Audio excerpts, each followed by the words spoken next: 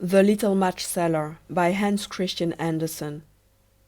It was terribly cold and nearly dark on the last evening of the old year, and the snow was falling fast. In the cold and the darkness, a poor little girl with bare head and naked feet roamed through the streets. It is true she had on a pair of slippers when she left home, but they were not of much use.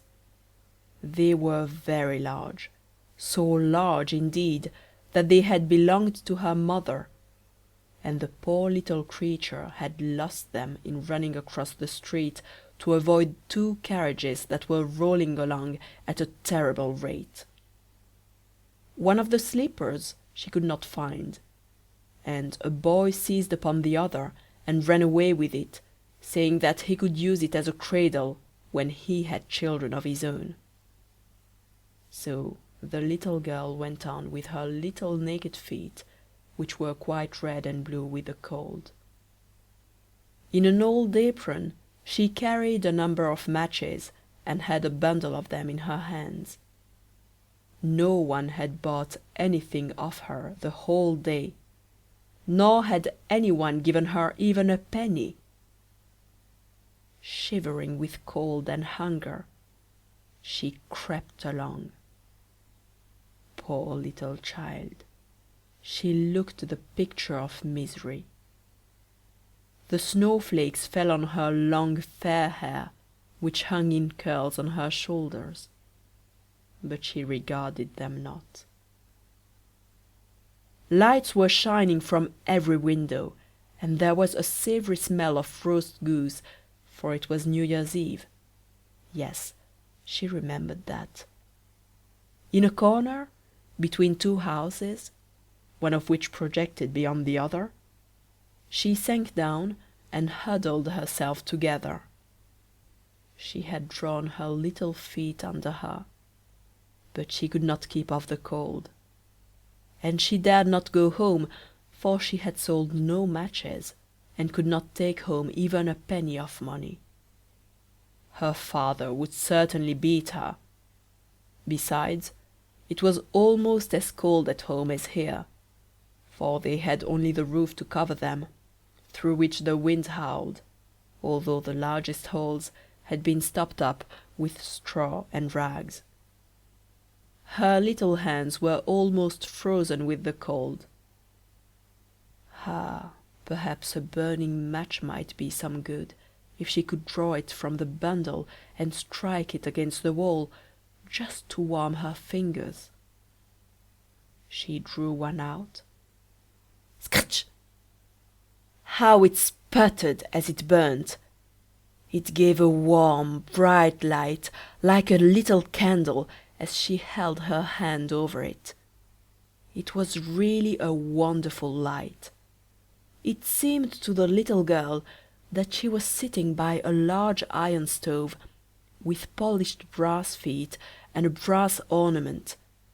How the fire burnt, and seemed so beautifully warm, that the child stretched out her feet as if to warm them, when lo! the flame of the match went out, the stove vanished, and she had only the remains of the half-burnt match in her hand. She rubbed another match on the wall. It burst into a flame, and where its light fell upon the wall it became as transparent as a veil, and she could see into the room. The table was covered with a snowy white tablecloth, on which stood a splendid dinner service, and a steaming roast goose stuffed with apples and dried plums. And what was still more wonderful, the goose jumped down from the dish and waddled across the floor, with a knife and fork in its breast, to the little girl. Then the match went out, and there remained nothing but the thick, damp, cold wall before her. She lighted another match, and then she found herself sitting under a beautiful Christmas tree. It was larger and more beautifully decorated than the one which she had seen through the glass door at the rich merchant's.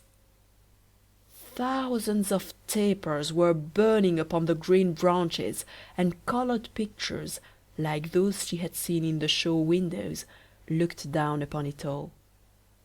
The little one stretched out her hand towards them, and the match went out. The Christmas lights rose higher and higher, till they looked to her like the stars in the sky. Then she saw a star fall, leaving behind it a bright streak of fire. "Someone is dying," thought the little girl, for her old grandmother, the only one who had ever loved her and who was now dead, had told her that when a star falls, a soul was going up to God. She again rubbed a match on the wall, and the light shone round her. In the brightness stood her old grandmother, clear and shining, yet mild and loving in her appearance. "Grandmother," cried the little one, "oh, take me with you! I know you will go away when the match burns out. You will vanish like the warm stove, the roast goose, and the large glorious Christmas tree." And she made haste to light the whole bundle of matches, for she wished to keep her grandmother there.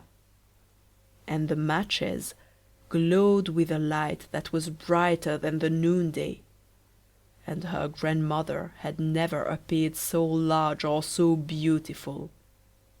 She took the little girl in her arms, and they both flew upwards in brightness and joy, far above the earth, where there was neither cold, nor hunger, nor pain, for they were with God.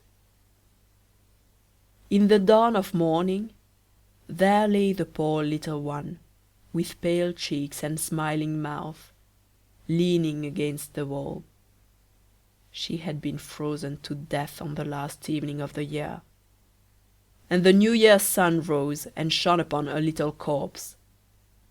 The child still sat in the stiffness of death, holding the matches in her hand, one bundle of which was burnt. "She tried to warm herself," said someone. No one imagined what beautiful things she had seen, nor into what glory she had entered with her grandmother on New Year's Day.